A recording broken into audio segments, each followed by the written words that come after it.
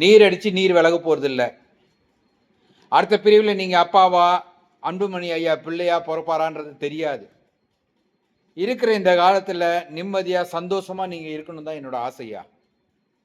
உங்கள் பையனாக தான் நானும் உங்களுக்கு இந்த பதிவில் போடுறேன், வெளியால் இல்லை.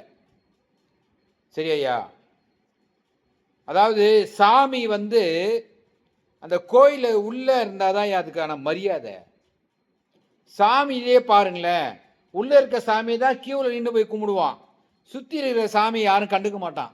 அந்த மாதிரி தான் ஐயா நீங்க உள்ள நீங்க இருந்த வரைக்கும் அவங்களோட கெத்தே வேற, உங்க லெவலே வேற. ஆனா இன்னைக்கு சிந்திச்சு பாருங்க ஐயா, நான் சின்ன பையன் தான் உங்களை விட, எனக்கு தாத்தா நீங்க. உங்களை தேடி தொகுதி பங்கிட்டு பேசுவாங்க, கூட்டணி பேசுவாங்க. இன்னைக்கு யாராச்சும் உங்க வீட்டு வாசல மெரிச்சாங்களா பார்த்தீங்களா? நீங்களே உங்க வாயில சொல்றீங்க யாரும் எங்ககிட்ட கூட்டணி பேசலன்றீங்க. எவ்வளவு வருத்தமா இருக்கு தெரியுமா? நீங்க ஒன்றும் சாதாரணமாக சொல்லிடலாம். நீங்க என்ன சொல்ல, உங்களை கடவுளுக்கு மேலதான் இந்த சமுதாய மக்கள் நினைச்சிட்டு இருக்காங்க. தயவு செஞ்சு இறங்கி வராதுங்க. இறங்கி வந்தது வரைக்கும் போதும் ஐயா, வேணாம் ஐயா. இருக்கிற கொஞ்ச நாட்கள் அதே கெத்தோட நீங்க இருங்க ஐயா. யார் ஐயா அன்புமணி? உங்க பையன் தானே, உங்க ரத்தம் தானே ஐயா. அவர் தப்பாவே பேசியிருந்தா கூட, தப்பாவே பண்ணியிருந்தா கூட மன்னிச்சிடுங்க ஐயா. பேசுங்க ஐயா, வர வச்சு பேசுங்க ஐயா. என்னையா ஆயிட போகுது ஐயா? இன்னைக்கு நைட்டு படுக்கிறோம், நாளைக்கு ஏதுமா தெரியாது ஐயா. 1000 பேர் நமக்குள்ள டுஸ்டடிச்சு உள்ளாம். ஏன்னா நம்ம ரத்தத்திலே அது இருக்கு. யாராச்சும் சீனா சுருன்னு கோவம் வரும், அதான் நம்ம சத்திரியன். புரியுதுங்களையா? தயவு செய்து எல்லாத்தையும் விட்டுட்டு அன்புமணி ஐயாவை அவரை கூப்பிட்டு பேசுங்க. உங்க பையன் கூட இருக்கிறவன் எவனும் நாளைக்கு நிற்க மாட்டான் ஐயா.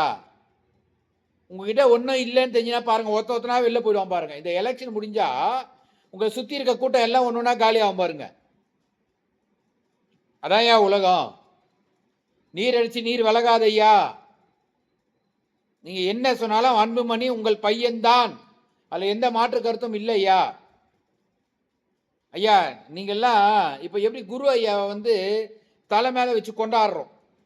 நான்லாம் இன்னைக்கு 1 இயர் ஒரு சத்திரியன் நான் நினைக்கிறேன்னா அதுக்கு குரு ஐயா தான், அவரோட பேச்சு தான். அவர் என்னோட குருநாதர், சரிங்களா? என்னோட தலைவன், முதல் தலைவன் எனக்கு குருநாதர் அவர் தான், குரு ஐயா தான். 2வது ஐயா நீங்களே, ராமதாஸ் ஐயா 2வது நீங்க தான், சரிங்களா?